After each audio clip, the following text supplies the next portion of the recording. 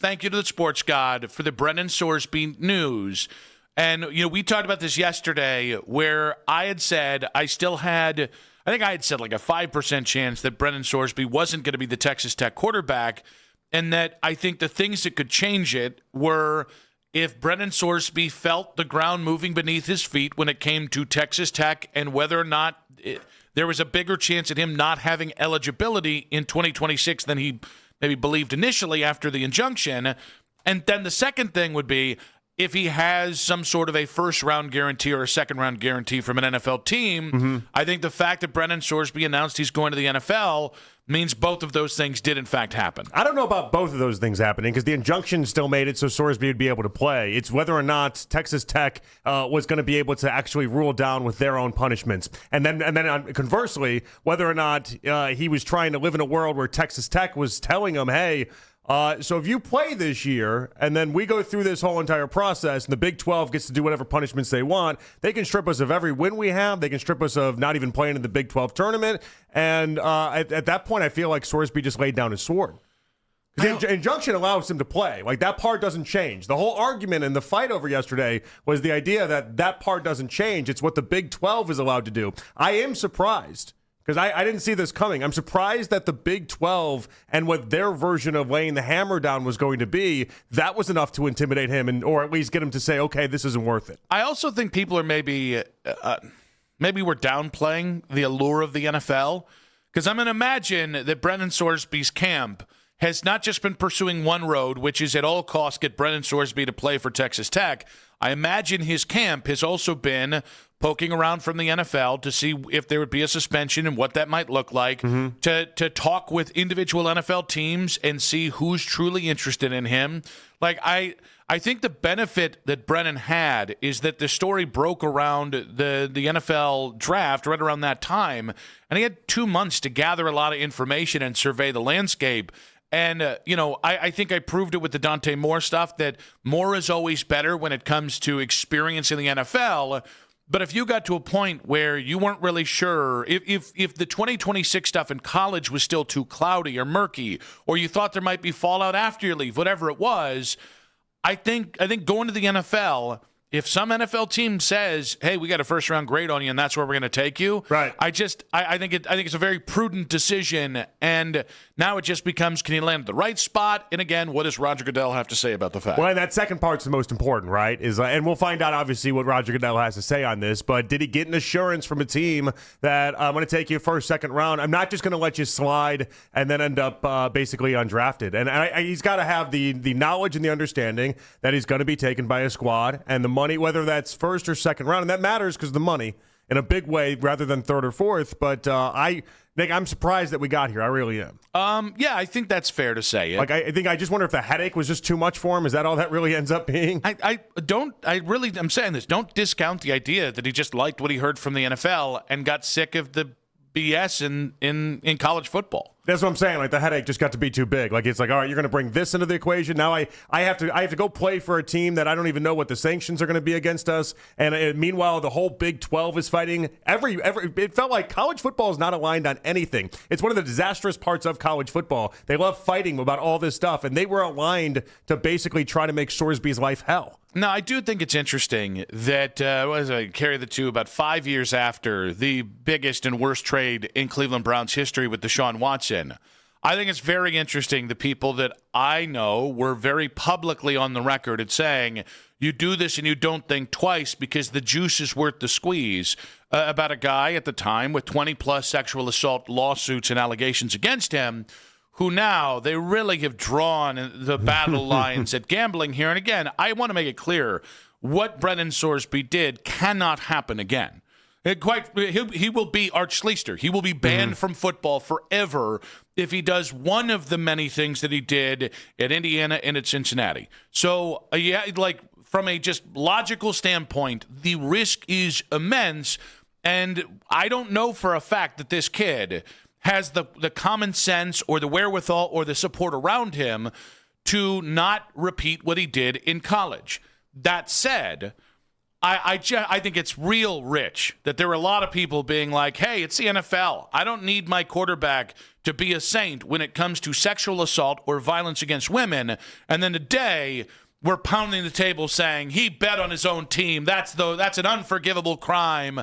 I'm sorry. I'll take a gambler over the other thing any day. Yeah, me too. I got a soft spot for gamblers in my heart. That's how I'm wired. But maybe you could be the in here. I feel and maybe all of a sudden we're getting the exclusive with old Brennan Sorsby. Well, I know we can at least talk parlays. We can talk lines. We can have conversations. I'll tell you that. That's like me and Monken. We can talk horse racing all day. I'd get along with Monken in a fantastic way. I know that now. I actually think maybe that's why Monken came out on the record as not wanting him previously, because he's like, we're just going to talk about horse racing. That's it. They're just going to dive right into the gambling part of that. They're going to be best friends immediately. This town's only big enough for one degenerate. Well, I do think it's interesting, like the convo, and really, I think it's kind of misplaced in some ways. I feel like the convo some people are having is, will he ever place a bet again? And sure, he's going to treatment. He's going to try to see what he can do in that respect. Nick, that's not the bet to me. The bet isn't whether or not Sorsby ever places a wager. He can go to the NFL and then still, by the way, go to the casino as much as he wants. He can go and gamble on all sorts of sporting events that aren't the NFL. The bet you have to make is whether or not he's done gambling on games he's involved in. That's the big crime here, right? That's the big bugaboo the NFL is looking out for.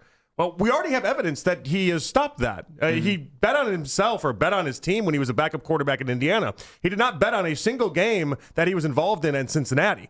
So he's already got a year's worth of experience, or at least understanding that, okay, if there's a line, this is what I can't cross. And to me, that's at least an encouraging sign. I know nobody wants to hear it because they think all gambling is equal. In this instance, all gambling is not equal, though. Yeah, I would feel more comfortable if Sorsby had a full, 6 months, 7 months to go ahead, 6, 7, time period to basically prove, hey, I'm not going to do that again by being at Texas Tech this year. I still think, to me, it's a yes or no. We're at some point we're going to get into, well, what round would you feel comfortable? And I get it, but I like the idea that I'm comfortable in a second round, but a first round's too rich for my blood. Okay, do you think this guy? Because I think if you're going to take him, that comes down to what type of quarterback you actually think he is. Well, yeah, but if their team thinks, hey, this guy has top 10 in the NFL talent, and we have the resources to help him get there, it just might take a while because he's a little bit more on the raw side because he didn't get that last year of college. Then I don't think I'd be outraged if they took him with their first round pick. I wouldn't advise it, but I do think if you think he's a starting quarterback in the NFL, then it just becomes a bit of semantics, and they don't really care what you do with it. Sure, definitely. But I do think the value part of this is what's so appealing to a lot of these guys as well. If I can get a first-round talent, but I get it in the third round, and so next year, because I have 2 first-round picks, I can double up and get 2 first-round talents there. That's the appeal of all this. Yeah, I think if you look at him and go, and listen, not only from the gambling side of things, everyone is split on Sorsby. There are people that watch his game that see the physical tools and think, that's young Josh Allen, that's young Lamar, that's, because this is a guy that off schedule creates a lot of really impressive, important plays, and where he needs to get better is in the pocket. But he's got a very nice arm. He is incredibly athletic. You can build a modern NFL offense around him. And then there are people who are going to be looking at maybe November of last year, or maybe just the inconsistency. Like the Nebraska game. Oh, yeah, I wouldn't do that if I were you. I would just steer clear of that smut. But I think that's what's interesting is, he is going to be one of those incendiary kind of prospects on gambling alone. Well, then you get to his actual game, and I think the NFL is going to be split 32 different ways. Yeah, Ryan Wilson says 10 out of 10 people, if they took the name Manning off, would take him over Manning in a second if they just watched the tape. Meanwhile, Coach Riz is saying he's got him as the 4th or 5th best if he came out in 27. The divide on this is extreme. Just from a pure football standpoint, the divide is extreme. And then you add in the gambling, and that's where I do think it tips the scales for some people. It's if I can't make up my mind where he is in the first round, then I might as well just go ahead and say no thanks anyway.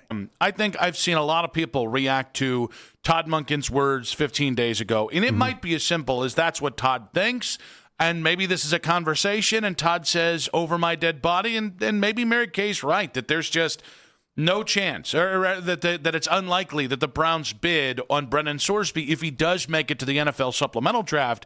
Here's my word of caution. 15 days ago, every sign pointed to Brennan Sorsby going to Texas Tech. So the idea that Todd Monken really had even kind of thought that there was a chance that Sorsby would even go into the supplemental draft, when everything said, hey, they're doing everything they can to get this kid to stay in college for 2026. It's entirely possible that Todd Monken just thought, hey, this is where I am today, and I don't really have to worry about it this summer. Probably thought how I thought about it, which is, okay, he hired the biggest, best attorney he can possibly find. He's going to go to a Lubbock court. They're going to side in his favor. He's going to end up playing college football. I'm shocked we're at a spot where we got here with Sorsby. I really am. But now that we're here, we gotta deal with whether or not the Browns can actually land him or not. I saw more than one Twitter account today as I was perusing the internet, researching. I was wasting time. Just describe scrolling through Twitter. So I wasn't researching. But I saw multiple accounts be like, well, if they draft him, Todd Monken's got to resign because you can't coach a guy after you've said this. And I'm just like, waited 59 years for this job, and that's going to be the thing that breaks him? Yeah, well, no, because he won't be able to lead Brennan Sorsby because Brennan Sorsby will have heard this. And it's like, guys, it's the NFL. These guys are so much more pragmatic and practical than you realize. And if Brennan Sorsby's here, I'm going to say it's because Todd Monken sees something in him. It goes back to the Ty Simpson thing. The Rams don't draft Ty Simpson without Sean McVay saying, I think this kid can be something. If the Browns put in a bid on Brennan Sorsby, whether they win or not, that tells you Todd Monken signed off to some degree. Somebody that they clearly have been trying to at least evaluate for a long time. There's a reason why we have his tight end on our roster. And there's also a reason why Andrew Berry's openly talked about it. The amount of research they put into seeing if Sorsby's a good quarterback or not, because they thought they were doing work on the 27 draft. They thought they were being smart about it. And Sorsby was going to be one of the main players of the 27 draft. Now you have a chance potentially to get him in the 26 supplemental draft while also having 2 first-round picks the next year. It's about the value play attached to this all. And I don't know why I did that like Goodwill Hunting retainer. I wasn't going to say it. But I did. It's about the value play for Andrew Berry. It always is. And if the value exists here, if you can get him in the 3rd or 4th round while also then keeping your first-round picks for next year, that's a lot of value that Andrew Berry can't resist. If we take the gambling side and put it over here for just a second, and I know that's going to be tough for some people to do, if we get to what I think the success that Todd Monken's had and the style of quarterbacks he's had success with, and what Brennan Sorsby does that is so alluring to NFL teams, I see a nice little overlap there. Brennan Sorsby is an elite mover. Like, this guy can make up yards on the ground pretty easily. I think you're going to be able to build not a huge run game. This isn't Cam Newton, but I think you can build a nice run game with him included. He is a dual threat quarterback. And I also think, to me, it always comes down to if a guy has the raw feel to be able to make plays out of chaos, make it out of structure, and you think he's proficient enough in the pocket that you can basically build off that into being a better pocket quarterback, you've got a guy that's got an incredible chance of being a franchise quarterback. And this kid has that making plays out of structure. And if you look at Todd Monken, Lamar Jackson is a guy that creates out of structure a lot. I think if you look at what Todd Monken would be trying to do with Deshaun Watson, because this is what Houston did with Deshaun Watson when they had success. Has talked about wanting, by the way. Out of structure. Yeah, this is something Monken's been pretty vocal about wanting, is a quarterback that can move, a quarterback out of structure, a quarterback that can do some stuff with his legs. Now, I think he averaged like 48 yards on the ground per game running. Maybe that's 25 or 30 yards in the NFL. I don't want people to get carried away thinking he's Lamar. He's not Lamar, but he is. He's proficient in doing both. And I just think, again, I believe in the prospect. I understand there's bad football there. You can go to any prospect, almost any prospect, that didn't play at Clemson 5 years ago or that didn't play at Ohio State, and you can find bad football. It's just as simple as that. I think this is in the vein of Lamar at Louisville. I think this is in the vein of Josh Allen coming out of Wyoming. He is an incredibly raw quarterback, and I think there's always risk. The more raw a quarterback is, there's more risk, but this is not the same thing to me as Ty Simpson, who played, 17 games in college football.